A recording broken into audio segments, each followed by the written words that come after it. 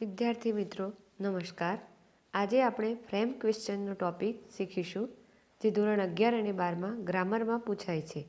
આ ટોપિકમાં વાક્યમાંથી પ્રશ્ન બનાવવાનું શીખીશું. આ ટોપિકમાં જે વાક્યો પૂછાય છે તેમાં કોઈ ચોક્કસ શબ્દ કે સમૂહ નીચે અંડરલાઇન દોરેલી હોય છે.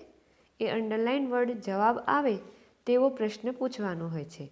તે માટે ફિક્સ જે શબ્દો છે તેનો આપણે ઉપયોગ કરીશું. ચાલો વિદ્યાર્થી મિત્રો, હવે આપણે ફિક્સ શબ્દો કયા છે અને કયા શબ્દ માટે કયો શબ્દ વાપરવું તે થોડું સમજી લઈએ. વિદ્યાર્થી મિત્રો, અહીંયા મેં થોડાક પ્રશ્નવાચક સર્વનામ આપ્યા છે જે આપની સામે છે જ. આપ સમજી શકો છો કે કયા પ્રશ્નવાચક સર્વનામનો ક્યારે ઉપયોગ કરવો. અહીંયા આપેલું છે હુ એટલે કોણ બતાવવા માટે, વાય શા માટે, વોટ શું, હાઉ કેવી રીતે, વિચ શું, હાઉ મેની કેટલા, હાઉ મચ કેટલું, હાઉ ફાર કેટલું, વેર ક્યાં, અને અહીંયા હાઉ લોંગ એટલે કે કેટલો સમય તે આપેલું છે. વિદ્યાર્થી મિત્રો, હવે પરીક્ષામાં કેવી રીતે પૂછાય છે અને આ શબ્દોનો ઉપયોગ પ્રશ્ન બનાવવામાં કેવી રીતે કરવો તે થોડું સમજી લઈએ. સેક્શન એમાં પરીક્ષામાં આ ટોપિક પૂછાય છે અને MCQ ટાઈપમાં પૂછાય છે. તેથી તેનો જવાબ આપેલો જ હોય છે, પરંતુ યોગ્ય જવાબ શોધવાનો રહે છે. હવે જવાબ શોધવા માટે અંડરલાઇન વર્ડ શું છે તેનું ગુજરાતી સમજવું જરૂરી છે, કારણ કે ગુજરાતી પરથી જ સમજાશે કે પ્રશ્ન શું પૂછવો અને તે ઉપરના આપેલા કયા પ્રશ્નવાચક સર્વનામને લાગુ પડે છે તે પણ સમજી લેવું અને પછી જ તેનો જવાબ શોધી શકાશે. ઉદાહરણ તરીકે મેં અહીંયા વાક્યોમાં એક ફકરો લીધો છે. તેમાં પહેલું વાક્ય છે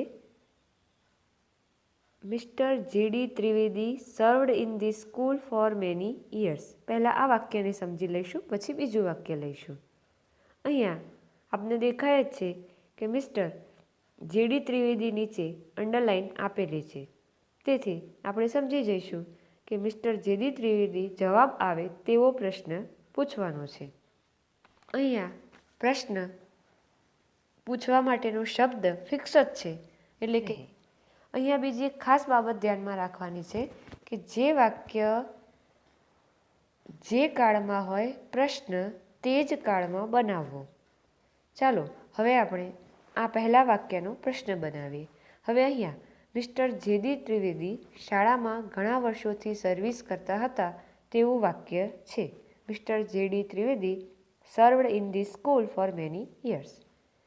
હવે જવાબ મિસ્ટર જેડી ત્રિવેદી લાવવાનો છે, તો એમના માટે જેડી ત્રિવેદી વ્યક્તિ છે, તો એમના માટે કોણ પૂછીશું તો જવાબ આવશે. તો અહીંયા કોણ શબ્દ માટે ઉપરના ચાર્ટ પ્રમાણે હું લઈશું. બાકીનું વાક્ય જેમ છે એમ, એટલે કે જવાબ આવો થશે who served in the school for many years અને પાછળ પ્રશ્નનું વાક્યનું ચિહ્ન. હવે બીજું વાક્ય લઈશું. He taught English in the higher secondary section. આ વાક્યમાં in the higher secondary section નીચે અંડરલાઇન આપેલી છે, તેથી આપણને સમજાઈ ગયું કે હાયર સેકન્ડરી જવાબ આવવો જોઈએ. તો પ્રશ્ન આ રીતે થશે ક્યાં. હવે ક્યાં શબ્દ એટલે કે સ્થળ, અને સ્થળ શબ્દ છે તો ક્યાં શબ્દ માટે આપણે અહીંયા વેર શબ્દ લઈશું.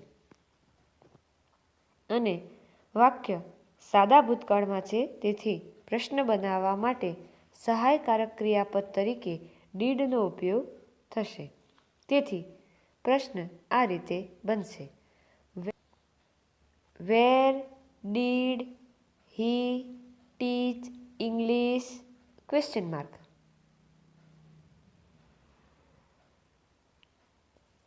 વિદ્યાર્થી મિત્રો, તમને પ્રશ્ન થયો હશે કે ટીચ શબ્દ કેમ લીધો, અહીંયા તો ટોટ આપેલું છે. તો જરા આગળ જોઈ લો કે ડીડ આપેલું છે અને ડીડ સાથે ક્રિયાપદ હંમેશા મૂળ રૂપમાં હોય છે, તેથી અહીંયા ટોટનું ટીચ થશે. આ સાદો ભૂતકાળ છે. હવે ત્રીજું વાક્ય લઈશું. The students showed love and gratitude toward him. હવે અહીંયા લવ એન્ડ ગ્રેટિટ્યૂડ જવાબ આવવો જોઈએ તેવો પ્રશ્ન પૂછીશું. તો પ્રશ્ન માટે શબ્દ જે જોઈશે તે લવ અને ગ્રેટિટ્યૂડ માટે શું થશે અને શું માટે વોટ વપરાય છે, તેથી પ્રશ્ન આવો બનશે: what did the students show towards him? વિદ્યાર્થી મિત્રો, અહીંયા ફ્રેમ ક્વેશ્ચનનો ટોપિક પૂર્ણ થાય છે. મને આશા છે કે આપને આ ટોપિક સરળતાથી સમજાઈ ગયો હશે.